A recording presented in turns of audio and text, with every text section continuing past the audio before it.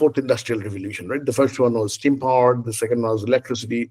The third one you could almost arguably call the internet, right? And I come from the print, taking the camera in the phone, right?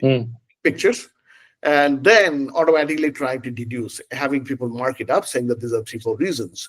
And Yeah. after for example, the flanges in internet days when I was in academic research, not really pre-internet days. Pre-internet days would be before 1960s. And then, of course, it came back and reassessed their life, and then they decided that they will, resign and focus on something that's more meaningful, not necessarily only from internet banking, not necessarily only from retail recommendation, because they are reaching their saturation mark. Hello, everyone. Welcome to Pragmatic AI, a podcast where we dive deep into the real stories from the AI trenches, speaking with luminaries from the global AI ecosystem.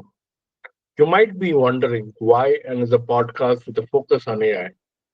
Our goal is simple: to bring authenticity to the AI conversations and cut through the hype. Each episode will feature industry leaders from founders, VCs, to AI leaders and academics who have been building AI systems and ventures for 10, 15, 20, and many more years. These are people who have lived through multiple AI hype cycles and have better scars to show. I am your host, Anuj Gupta. I'm a seasoned AI advisor and mentor. With 20 years of experience in AI, I have transformed startups and Fortune 50 companies, driving billion-dollar outcomes, including funding rounds, acquisitions, and IPO.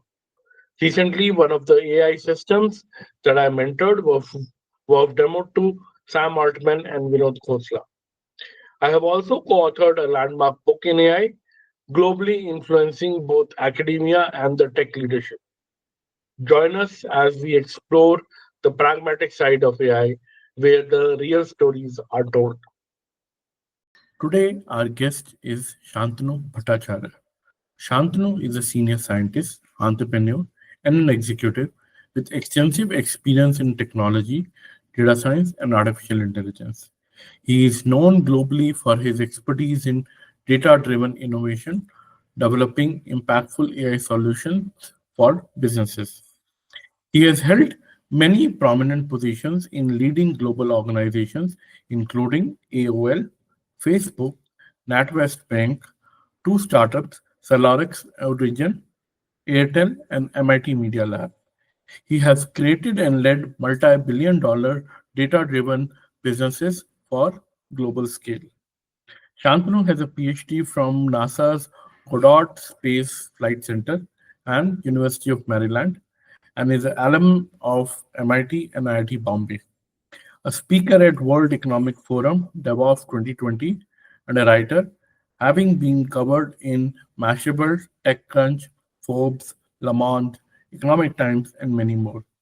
You can find more about Shantanu on his LinkedIn. Somebody like you who has done this for many, many years and has built a deep understanding of it. So, the audience would love to understand a bit about your journey and how has that journey shaped your unique perspective on AI and where it stands today. Great, great. So my journey was AI was a sort of, I would say, a bit accidental. I was training up to be an astrophysicist at NASA's Goddard Space Flight Center, and both as a hardware engineer, but as well as a data engineer. When the space flight goes into the space, it takes many, many years to get there. So the space flight you start with is not necessarily the one that you do your PhD on. You finish your PhD on something else, or analyzing the data for the aspect of the flight or aspect of the engineering. So that's how I got started. And back in those days, the data used to be sort of, you take a niche problem, you'd solve it in a PhD in an academic environment. But then when I started working for the corporate, right, my first real big job was at AOL in the context of data, was at AOL, America Online, world's largest. A third of the internet traffic, civilian internet traffic, used to go through AOL at one time. and then Facebook, and then of course, the Airtel, India's and one of globe's leading telecom carrier in 16 countries around the globe, 450 million subscribers. We used to look at about 3 trillion records per day, which is astounding. It's hard to imagine that level of data, that level of complexity, that level of data engineering that needs to bring this data into life and derive intuition and derive analysis out of it, right? Um, the so from niche academic research to a transformative force across the industries, and I did see how it changed, how data changed Facebook, how data changed Airtel, and so on and so off, right? So from a niche academic research to a transformative force across the industries in the past 20, 25 years, AI, data science, whatever you call it, the flavor of the day has become sort of the center point in everything you do today. Fantastic. And based on your journey, right, what do you think AI stands today, where it stands today, and what it means in the coming days? So, this is an interesting question, and thanks for asking this. Right? So, um, AI is you call it the fourth industrial revolution, right? The first one was steam powered, the second one was electricity, the third one you could almost arguably call the internet, right? And I come from the pre-internet days when I was in academic research. Not really pre-internet days. Pre-internet days would be before 1960s, but pre-commercial internet days, right? And when in 1996ish, when the first browser got popular, no one imagined ever that you would have every industry being connected across the globe in terms of we'd be able to transact, run commerces across the globe. E-commerce was not even known to people. The digital finance slash digital banks, etc. I myself could not have imagined the way it's transformed the world, and many, many others, supply chain integration, and so on and so off, right? So with all of that, the the fourth industrial revolution, which is the AI revolution right now, we have gone from being able to connect it to being able to understand human languages naturally, almost out contexted. So when that happens, right, a whole new plethora of new industries will open up that you and I have no idea about how to change. But two or three things, characteristics of that would be, first of all, I think the ones what I'd call as the AI for X will become more dominant, which is industries where there is a big problem. The where the business context is important. So, for example, how do AI impact the industries where digitization or internet has not necessarily touched in a big way? Cement, oil and gas, chemical industries. If you go there, you'd find that there's a great need for the automation slash AIization of those industries so they can improve productivity and all of that. But it hasn't happened, right? Yeah. But the two things that happened, the fourth AI revolution came roughly, the whole Gen AI revolution came roughly after the COVID was over. So when I went and I spent a lot of time on the field, right? Just going and talking to the industries, going in the Gulf of Louisiana, or for that matter, in the Gulf of near Gujarat, Gulf of Khambat, right? You go and talk to them. There's a huge pent up demand for using AI, but they don't necessarily have an idea of how to do it. But what has happened beyond COVID in the US, they have had the great resignations, which is a lot of people who were 50 plus and got COVID, at the end of COVID, came back and reassessed their life. And then they decided that they will, resign and focus on something that's more meaningful. They're not being replaced by people fast enough who are coming on to the new jobs. So Mm, take one example, this to really make it concrete, right? Take one example, inspection. mm, MRO is a $500 billion industry around the world, right? yeah. And you see what happens. You have seen enough of what happens when the inspections are not done properly. The Mm, Boeing case in the US, right? The doors were yeah. not properly fitted, and the inspection was not done. So a lot of the inspection today is still on the paper age. So people go around with the clipboard, check boxes, and so on. So right. Uh, and the only part that's digital there is that some of them are now the clipboards are on a on an iPad, and you check the boxes here, right? But you're not taking the advantage of things like computer vision and so on. So if you have a rotary vibrator, which essentially sorts parts, right, and it's shaking, it's making noise, right? An experienced technician during inspection would know that either the belt is rusted or broken, right? Damaged or broken, or the ball bearing assembly has issues, or there's some issues with oiling. Let's just say three of them, right? Yeah. So today I know of a company of an MIT graduate, which is where I also am a researcher and I also teach a class. They're trying to solve that by using computer vision, because while the experienced machinists in the US have resigned, the younger folks are not necessarily taking up in a job where they will inspect, for example, machineries in a plant. But in order to run an industrial gamut, right, industrial plants and factories, you need that.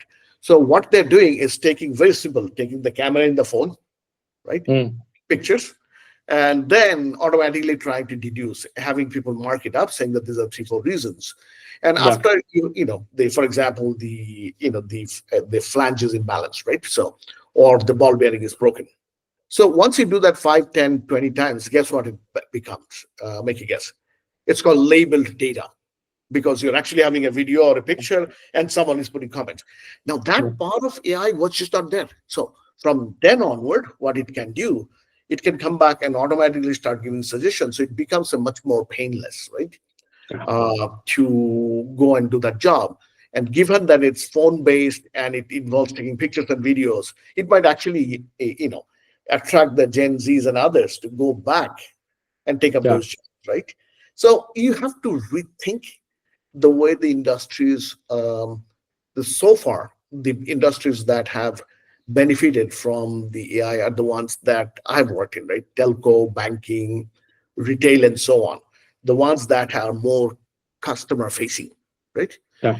Ones that are not customer facing, like, as I said, chemical manufacturer, cement factories, oil and gas pipelines, so on and so forth, have not taken advantage of that as much as they could have. But this is a great timing. The COVID, the great resignation, and suddenly supercharging of a lot of AI technologies. The focus on this time, I think, would be on what I'd call as longer tail, and that will bring up a lot of the economic efficiencies that we'll see going forward. Not necessarily only from internet banking, not necessarily only from retail recommendation, because they are reaching their saturation mark, but for example, MRO, you know, Yeah. uh, for example, oil and gas pipeline inspection, for example, a chemical factory, right? Automated security and so on and so forth, right? Those are the ones that will benefit from it. No. Fantastic. Fantastic. And what do you believe is the most underestimated challenge in AI development today? I know we have come very far, especially in last 2 years. Right, things have changed. I mean, today you have what is called as off-the-shelf intelligence. You don't necessarily have to build everything from ground up, especially in the initial version. But what, in your opinion, still remains the most underestimated challenge when it Uh, comes to? that definitely one thing, right? Which is the ensuring that equitable access and in access of benefits across the diverse population. My big concern, personal big concern, is the AI is sort of becoming dominated by the 5 or 6 or 10 given, large corporations around the world and a couple of countries around the world. What happens to the rest of the world, right? I come from a background where the company I work for, I mentioned it before, AOL. AOL Yeah. was a third of the internet traffic, right? And it was a closed internet. Now, had the internet remained closed, um, then today we would not have Amazon. We would have AOL shopping, which existed back in those days, by the way. We would not have any fintech. You would have AOL finance, right? You would not have any Netflix. It will be AOL contents, right? Mm. and so on. AOL had quote unquote 56 channels or 50 something channels, which are different, 53 different lines of business dominated by one company. Because Yahoo, Google, and others came and sort of centralized the internet, Mm. uh, we have had trillions and trillions of dollars of economic opportunity that got developed around the world. But imagine if that was not the case, right? We would not Yeah. have all of this economic progress. So my biggest concern is the equitable access of the, not only access, it's the development and access of the technology across the globe, across diverse populations. Um, what if we don't do it, we will end up having what we call is the Elysium society, right? In the movie Elysium, they show that there are a few people who are super rich and live in Yeah. orbit while they live the rest of the earth on the planet to sort of suffer from lack of medical care, lack of proper resources and so on. We don't want that. I mean, my vision of AI would be what I call as a Star Trek society, where all your Yeah. basic necessities have been fulfilled, and therefore you are now pursuing, knowledge, learning, and so on to make the place better, right? If we do not address this, my fear is that we probably end up looking like an Elysium society 50, 100 years from now, as Yeah. opposed to a Star Trek society. No, absolutely. Absolutely. Right. By the And way, I would use from the time to time the metaphor of movies and other stuff, because in my absolutely. opinion, that's one of the least used metaphor in public life. People Yeah. understand movies well, people Yeah. understand sports well. So if you really, as a scientist, if you have to really democratize and make sure people understand what the AI, its impact would be, I think the Yeah. metaphors are important. No, absolutely. Absolutely. Right. Uh, while we have seen a lot on the AI innovation side of it, right? Mhm. Where do you think is the regulation side of it going? Do you see any concerns? Mhm. Uh, because given the kind of potential it has, right? Mhm. I mean, you obviously mentioned monopolization as one aspect, right? But then there are several other facets as well, right? Mhm. And I think the right balance between innovation and regulation is needed with a Mhm. tech like this, which can have far-reaching consequences for mankind, right? Mhm. Where do you think regulation is going, and anything wrong with it that one that the world must address is up? Okay, that's a great question again, Anuj. See, the balancing between, I worked for two regulated, my last two jobs before MIT was at a large British bank, which is highly regulated. And prior to that was a telco, which is also highly, highly regulated, right? And then, so I've seen that side of the regulation, right? And then I've seen companies such as Facebook, now Meta, and my own startups, where the pace of innovation is so fast that even trying to stay ahead of the innovation and thinking about regulation is extremely hard unless you're at the forefront of the technology day in and day out, and forefront of the policies day in and day out, and forefront of impact on publics day in and day out. It's almost impossible for us to come up with regulations that's good for the day. And even if it is good for the day, 6 months from now, that's not good for that day because something else has been invented. And I really, really empathize with the regulators who are having a challenging job trying to keep up with all of the three things that I talked about. If not, there may be even a fourth and fifth thing that I haven't thought about. But the thing is that I like the way a lot of the countries are doing it, the US and India in particular. Mm. It's the adaptive principle based regulations, right? You sort of define the principles, you make it adaptive, and you assume that the good actors will eventually outwit the bad actors, right?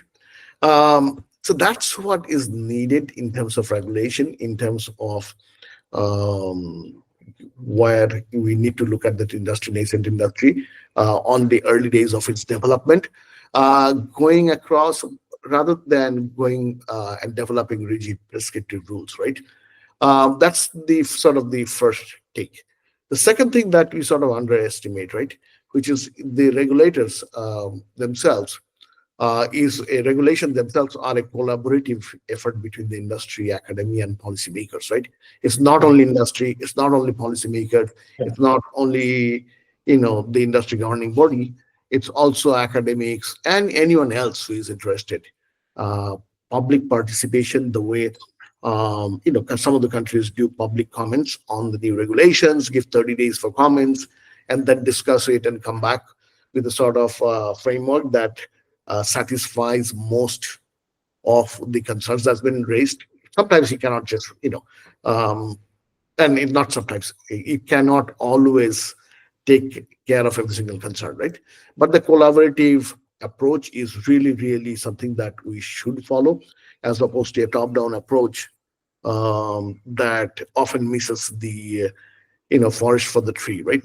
Yeah. Um, um, so that's my sense. Interesting. Interesting. Shantu, you yourself have ran a startup. You have been at some of the largest multinational companies on earth. You've been in academia for the longest time, right? Uh, when you look at AI in industries, when you look at companies that are trying to build what is now known as AI first products or AI focused products, right? What are the common mistakes you see, and how can somebody avoid them? Common mistakes, right? So Yeah. let's start with a few, right? The first one is a lot of people.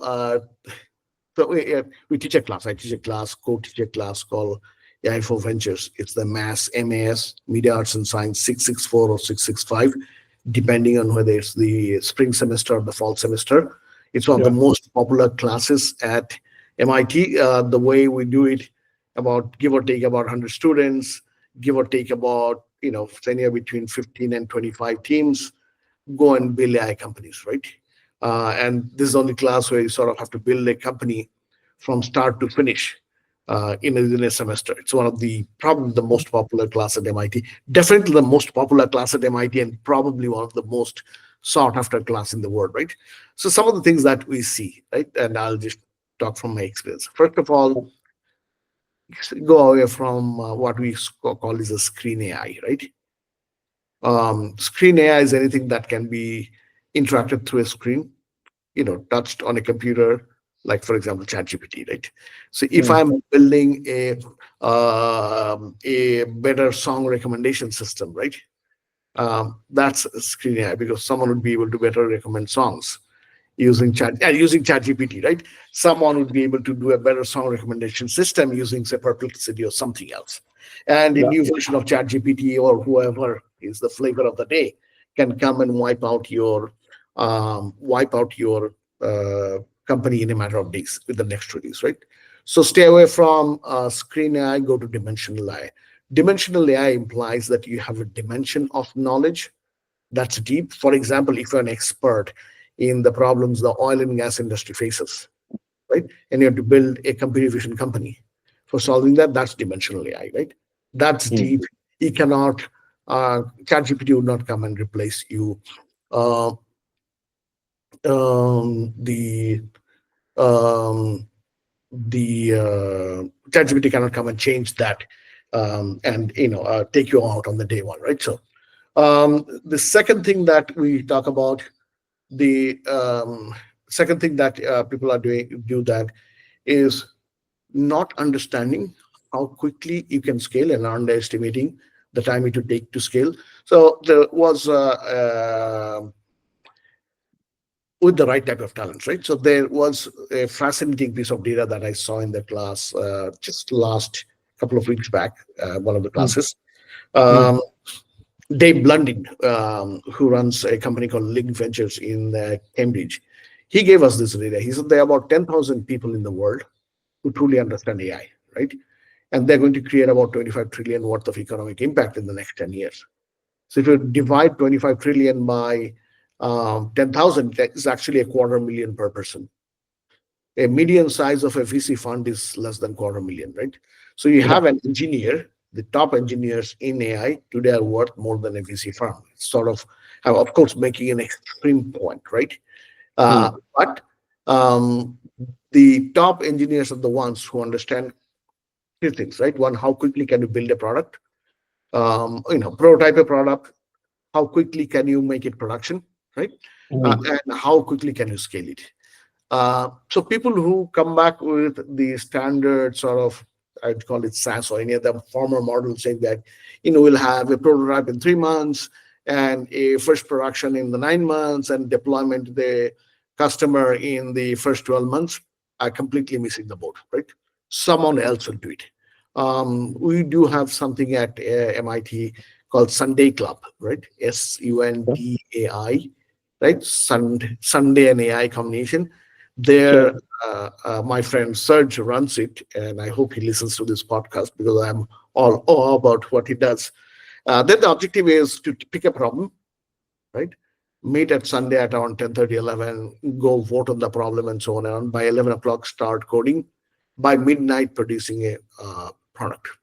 You can actually Wow. make a product in a day, Yeah. at least a prototype in a day today, Yeah. pretty much in any field, right? So people who are planning 3 months on a prototype are making a big sort of, like are still stuck in the older frame, right? Yeah. Or don't have. Third, a corollary to that is just not getting the right kind of um, engineering, right? Not having an engineer founder, right? The Mm. olden days of, hey, three of us have worked in management consulting and have an idea and go build a company is gone. Yeah. You have to be an engineer first company, right? At least for AI companies, right? Yeah. AI startups, right? Uh, the Because what it also does, right? The toolkits today are so rapidly progressing, right? What Mm. sometimes you can build a website in a few hours today, right? You can build a website not knowing a line of coding today. You Yeah. can you can you yourself can go to Perplexity, right? Yeah. And start doing research and start producing graphs in a matter of minutes, right? The fourth thing that people make a mistake is not experimenting enough, which is if you're not spending time with, if you're a founder of a startup, right? Even if you're a non-technical co-founder, right? If you're not spending enough amount of time on AI tools yourself, right? Yeah. Then you are not grasping the depth of with, at what level AI has penetrated everything. So if you don't do that, right, and if you are not experimenting enough, you are blindsided and you'll not succeed, right? And then the fifth one is also, of course, that's standard across the like all industries, right? Not necessarily venture AI. That's always been true, which is the ability to sort of quickly, go experiment in a path and figuring out, and what you used to call pivoting at one time, right? And Yeah. figuring it out and going into going and figuring out in a wedge. Mm. That's a principle. That's very important. So you need to get to that wedge as quickly as possible. The AI allows you to do that. Everything from experimentation. So, for example, if you want to look at today's, like, for example, what are the competitors you should review? You can actually, with good prompt engineering, you could do the entire competitive landscape in a matter of hours, right? Yeah. So, understanding your wedge very, very well early on is Mm. the first thing that a lot of people don't do. They go build a broad product, broad platform, hoping something hits. And Mm. because the AI has now forced a Cambrian explosion of thousands of companies, unless you're very careful, you would not go and hit the right space, the right wedge that can build a great company. And by the way, building a great company today is far easier than forever, and the opportunity space is also far bigger, because what happens every time a new set of industries come, a new Yeah. set of technologies come, the industries get what I call as restacked. The Yes. last time industries were restacked were in the internet era, right? And everything from Amazon, Netflix, the five top companies today Yeah. on banks and all, none of them existed before the Correct. internet era, right? Um, so the AI era that has just begun, again, the Yeah. restacking won't happen. So 20 years Yeah. from now, you won't have the top five companies won't be something that you don't know of today. Maybe one or Yes. two will be, but not all five of them, right? So there's a great opportunity to restack, a great opportunity for participating or leading the restacking today. And you have to be, as I said, very nimble about it, very experimentative about it, very engineering focused about it, Yeah, and so. fantastic, fantastic. There was a point of view more from a startup and startup founder in that space. What is the equivalent for the executives who are leading MNCs? Because there the problems are similar, right? And rather bigger because today a bunch of smart kids sitting in a corner can burn down a business overnight. Literally, Mhm, right? That's the kind of potential and the time we are living in. Which mhm, means the companies, the large companies, which are often by the size are known to move slower, have to move faster. mhm. So if you were to give, or if you were to put top 4, 5 mistakes from their point of view, so think of a CPO, a CTO, a CBO of a very large organization. What are some of the mistakes that you have seen on in that space? Okay, so let me talk. That's a very interesting one because the last few that I worked on, right? The large companies, right? I was essentially leading the digital, what I call is a, the digital innovation as like, industry 3.0 type of initiative, right? The Yeah, top two, three things that they are make mistakes on, and I literally carry my own Bible here. sure. Write down every time there is the I go and work with one of them, and I sort of consult them on and off. First mistake they make is not thinking from a consumer end. Most industries today are built product out, right? What it means, if I'm a telco, I have hundreds of products called broadband products, like a lot of calling plans, broadbands, the in India it could be a digital bank, the commercial products and so on and so on, right? So and in case of bank, I have a loan product, I have a savings product, I have a mortgage product, and so on and so on, right? So the way these industries have traditionally been built, saying that, look, I have this 9,000 products. Literally, they could have 9 to 10,000 products. Each type of mortgage could be a product, right? Is a Yeah, product. yeah, Um, and typically the leadership of there have come from the typically they're from retail or distribution business, right? So banking is a retail business, telco is a retail business or distribution business, depending on where in the world you are, so and so on, right? You need to flip the model. You're saying instead of a product now, and that's the reason you need to employ tens of thousands of sales people, calling a million people trying to sell those products. I mean, if those of us who live in India, remember how many times you get a call every day asking if you need a loan, right? And that's because, but if you think from a consumer in, right, that's the first thing you should do. That think about what consumer needs, right? And build it from their perspective, right? correct. Someone like me, do I really need a 1 lakh loan? Hmm. Like the number of my own bank calls me multiple times, or someone claiming to be my own bank calls me multiple times every week, asking me if I need a 1 lakh loan, right? If they had just looked at my data, they would have probably figured out I don't. That brings me to the second point, right? Um, First thing you should build, and people say, okay, that's hard, but how do you think about it? The first thing you should build is having some sense of understanding the customer data, right? You Yeah, don't have to go build a customer 360 with 100 million customers or anything. Take a sample of your customers' data, 10, 20, 50,000, and start taking a look at the cohorts, right? Very, yeah, very quickly, you'll realize that the products that you have for or take like 2 or 3 stratas of customers and get some cohort, and you'll very quickly realize that the products you have today yeah, are sort of not does not fit the market need, right? So the third, so and then you realize the first thing you need to do is build something like a customer DNA, right? And the uh, and then the challenge begins, because what happens, each of these, in many cases, the orgs are separate by design. So when you then take a bank, right? yeah, In many countries, you can't have a commercial bank and a retail bank sharing data. In fact, yeah, almost all countries, right? In some countries, even for a retail customer, you cannot share the data on their loan with their savings, right? So there is a challenge there, right? But you have to figure out, that's sort of the first thing you have to figure out. I'm not talking about how to solve the challenge. That's the second. Yeah. That's yet other, it could be yet another long podcast, right? Correct. The third thing is that digital first thinking, right? The what happens, people say, okay, great, we'll do, customer in, we know we need data, but no one thinks of a digital first design.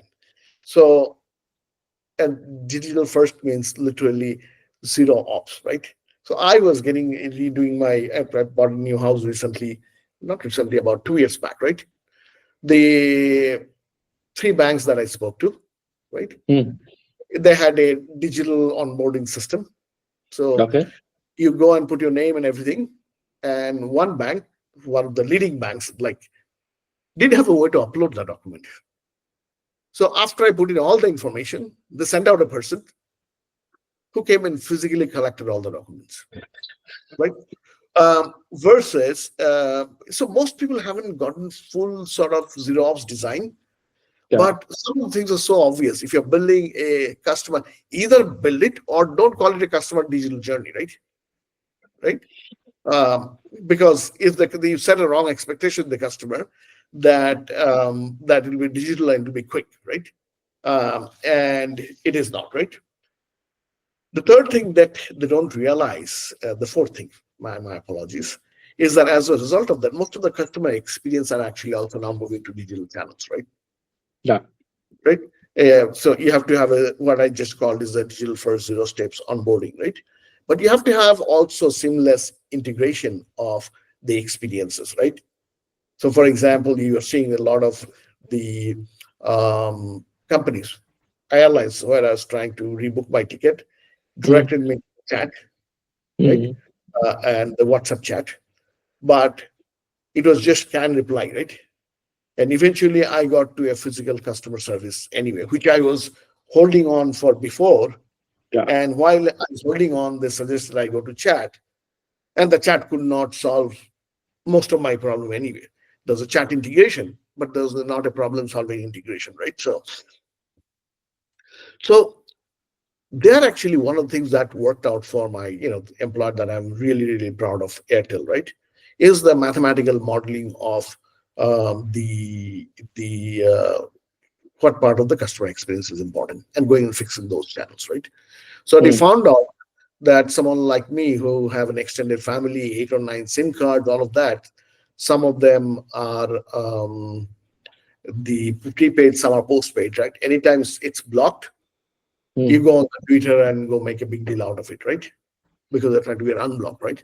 So Yeah. instead of when someone pays, instead of running a cron job every 4 hours to get them back, if you run that cron job every hour, that reduces your complaints by 90%.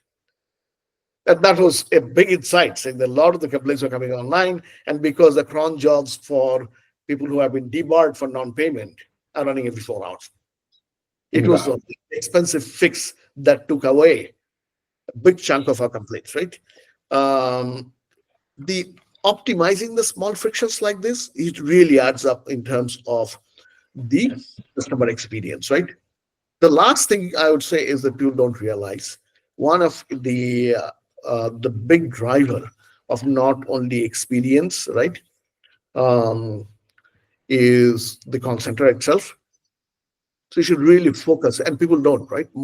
So when I my first startup, when we had no money out of college, I did a startup back in Northampton, Massachusetts. We had no money for a call center. So as out of desperation, the founders and the founding team were call center. So you would, in rotation, take calls. And we Mm. realized the call center was the place where you not only solve problems, you actually got ideas for it, new products, right?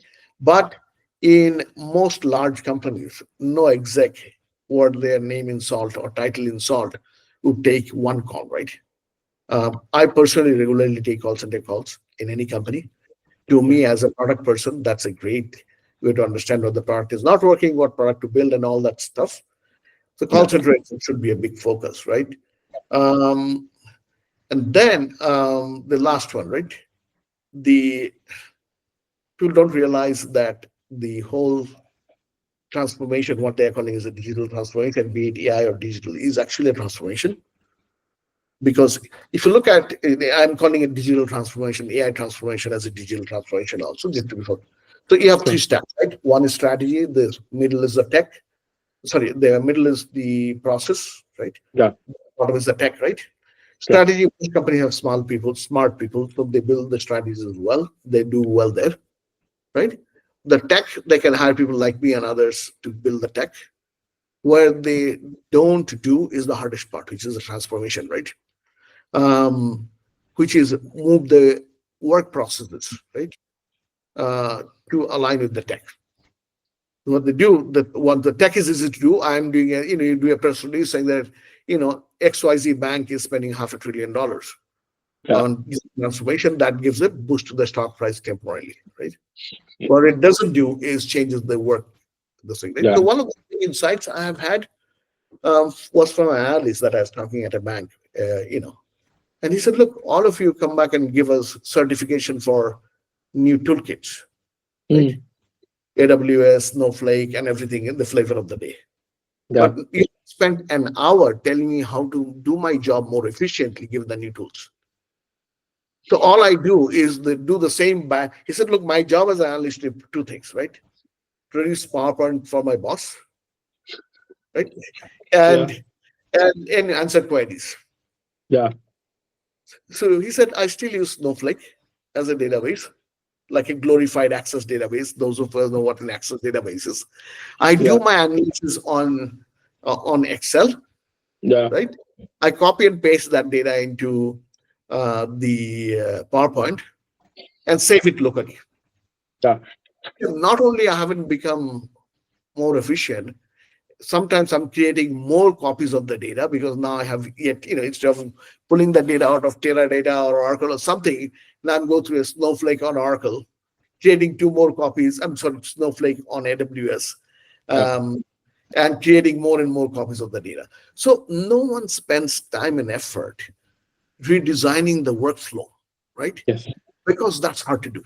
That really requires an understanding and changing of the culture, which is the hardest. That's one of the reasons why I heard I hope it's not correct. I had a number from someone saying that Gartner said that 6 out of 7 digital transformations fail. This was before COVID number. I know that after COVID, it has Yeah. become better. But there's a reason for that, right? They don't go after the transformation part of the digital transformation because it is the hardest part to do. It's No. much easier to hire tech guys, CDOs, CPOs, give them fancy salaries, do press releases, and Yes. then bring in consultants, bring in the new tech, Yeah. uh, then to go train people. No, absolutely. Right. I mean, great insights. And two things that emerge, right? One is first principles, bottoms up thinking, start Mhm. from the customer. Because that is what matters. Right. And second, what you said is after you do everything, tie it back, ground it so that it makes an impact, right? Yeah. And in my own journey, I've seen this very often that a lot of people tend to use a lot of big terms, sitting in armchairs, AC rooms, but getting it done on the ground requires somebody to get their hands really dirty, right? And that is where the change actually happens. That is where the impact really comes from, right? And that's a great segue to the next question, right? Can In I my do own, my last venting on this topic? This is a bit yeah, of venting, and venting is yeah, always good. The yeah, vanity metrics, right? In sure, absence of anything else, people go after vanity metrics, right? So, for yeah, example, you will see a management chart that says onboarded 6 million customers using digital channels, without mentioning the fact that 67% of them had to fall back on the call center because the digital channel didn't work. Like in my absolutely, case, right? Right. So people go after vanity metrics because it looks good on presentation, it looks good on your 10K statement, it looks good on board and all of that stuff, right? So yeah, vanity metrics absolutely. is one of the biggest thing you should kill in any of these efforts. No, absolutely right. And I mean, if you look at similarly in the world of these chatbots, right? I've spent fair amount of my own journey.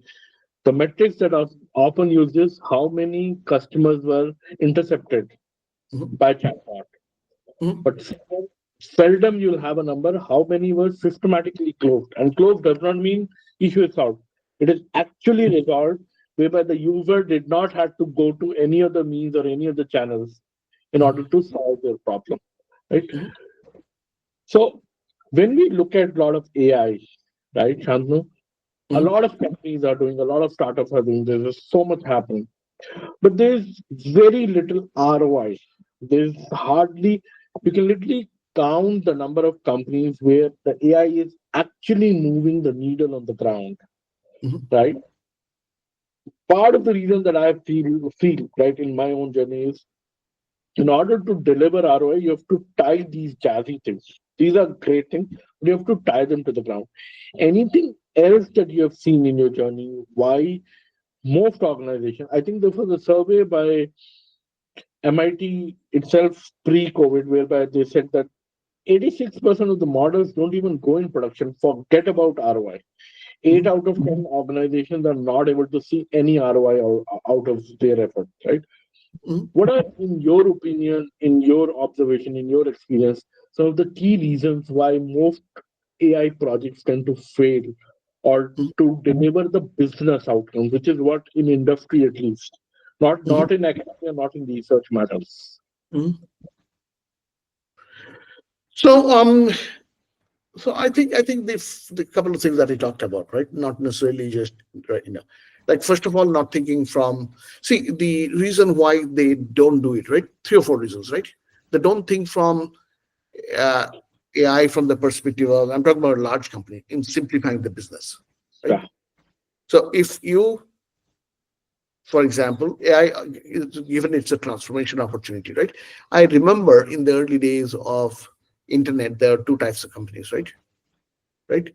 There are companies that were thinking of internet as the business, right? Stock trading, if you remember Charles Schwab, yeah, or the companies that are thinking internet as a channel, right? And plenty of them, 95% of them internet as a channel, right? Not internet as a business, right? The outcomes are vastly different, right? mm, Um, Same thing is happening here. I think people are thinking AI as a tool, right? As opposed to AI as a way of doing business. So that mindset needs to change. Does that change need to change at the board level? The answer is yes, right? You need to have someone at the board level who understands that, right? No, we don't expect that entire board should be, it should be filled with AI people, but at least one person, one expert, whether they are full time or not, need to understand that this is about redefining a business and it's not a toolkit, right? yes, Number two, I think almost universally, whether you're a B2B business or a B2C business and all of that, you should really be thinking about a consumer in or a consumer out or customer out, right? So, or product out. Most of the businesses today that are large businesses, that traditional businesses are product out, they haven't made the mind shift to a consumer in, right? Or mm, customer in. And any business, even in a B2B business, you have a customer, right? So customer in mindset is very, very important, right? The third thing that you need to look at is in terms of AI, right? It's like, remember the field of dreams? If you build, they will come. yeah, The interested in the middle of the Iowa, right? yeah, With the dream that people will come, right? Well, it happens in a movie, but not in real life, right? Um, the don't build it unless there's a strong case. It's just like any other business justification. A lot of people are doing it out of FOMO, like we need to do something about AI, others will be left out. And that's the last reason you should do AI, right? If your business is not ready yet, get the business ready first, then think about AI, right? And then the fourth thing is that because it's such a new thing, it's such a shiny object, um, the management board and others get caught by the fact that they're chasing a bunch of vanity metrics, and it takes about 4 to 5 years before they realize, before your CEO, CPO, sorry, CDO, CPO, and others have gone to the next one and found yet another better job or a higher salary, that the whole thing is not necessarily aligned to your business outcome, right? So the business alignment and where you want to be is very, very important, right? Or you do it this way: you keep it an entirely separate entity. Say that these are 5 experiments we'll run with AI, right? This is a very separate, small niche initiative. And based on these adjacencies, we have to go, and we haven't been, because then the tar fault doesn't happen. So, for example, if you are a telco, right? And you're not yet in digital lending, right? Mm, Uh, right? Going and getting a co-branded credit card using the data you have is a great place to start because that allows you to sort of solve a bunch of problems in a smaller way, getting the yeah. data in one place, building the models, deploying the model, testing it out. That's one. Second, it doesn't impact your running business. Mm, Third, because it doesn't running your impact business, there's less sort of politics or challenges. Uh, Fourth, only people who are interested in making success become the owners, right? mm, Um, and so on, right? So that's the reason. You need to figure out the model. If you want to do a top-down digital transformation, use AI as one of the drivers for it. It has to be highly comprehensive, highly thought out, right? It's like a battle plan, right? Or you can decide that you'll start running experiments and get used to it, right? And there you have an opportunity to work with startups and so on and so forth. And it actually works out for things like large retail companies because there are a lot of AI technologies that are coming up in retail that you cannot build, or in telco, or or healthcare or banking, right? That you cannot build within your own sort of own premises, own culture, own organization structure, and so on, right? mm. So having almost a small entity that does it and grows, and yeah, the when I worked for Airtel, that's exactly the way it worked out. Airtel essentially set up a separate entity called not a separate, like entity in that sense, but a separate group called Airtel X Labs, right? Which is where I was, and ended up doing a lot of the experimental stuff there, which grew so fast eventually that now it runs parts a large chunk of the business. And I believe the company is just first telco in the world, which is actually um, considering there was a news report I just saw is out for a while. A news report I saw that they are actually trying to file now as a digital company with Mm. telco as an umbrella under that. So it's the baby that sort of became the head of the family all of a sudden, right? So that model is very interesting, and it didn't take long. Only took about 6-7 years to experiment the digital aspect, get comfortable with it, get companies' culture aligned, and then sort of flipping the switch, right? So Fantastic. So the rate at which AI is advancing, right? uh-huh. So many cutting edge research labs outside academia, right, have suddenly come up rather than, I think, the number of papers that are being published in AI by non-academia versus academia is more, right? In this landscape, where do you see the future of AI and what aspects of AI or trajectory excites you the most? At the same time, what concerns you the most? So the trajectory of AI that excites me most and concerns me most, right? So the trajectory of AI that excites me most. This is why I run a program. I'm a part of a program at MIT. It's called Decentralized AI. So, and that's why it personally excites me most.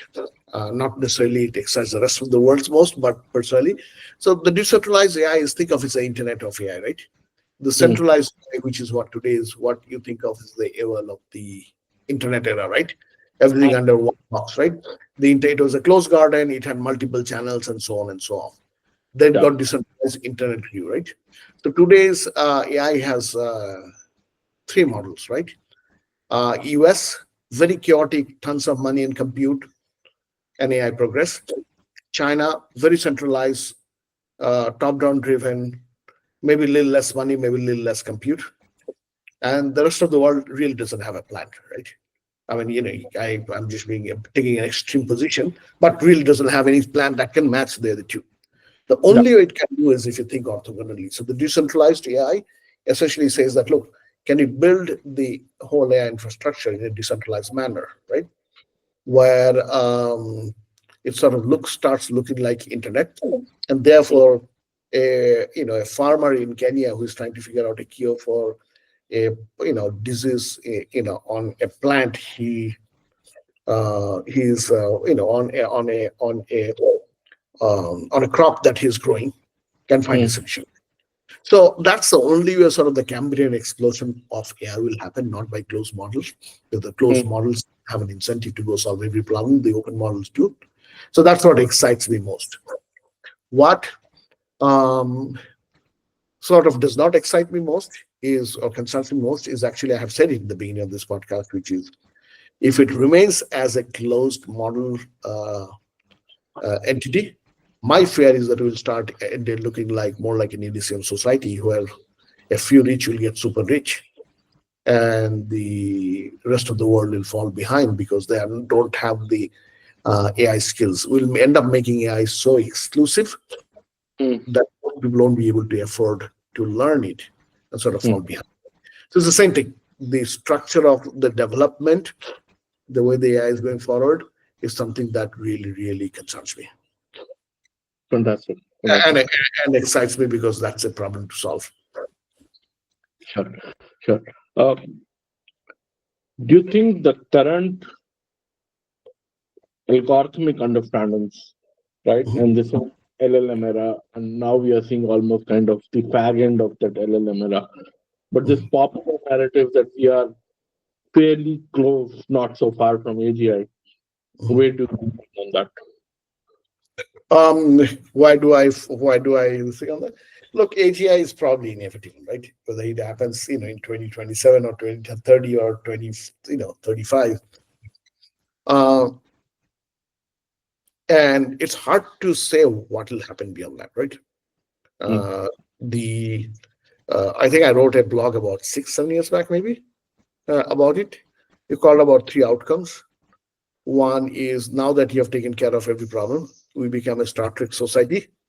sure. Now that you have taken care of every problem, but only a few rich people, they live in the orbit, and rest of them it's a Elysium society.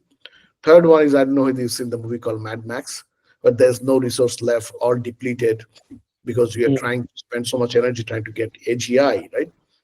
That everyone's going and fighting everyone else, right?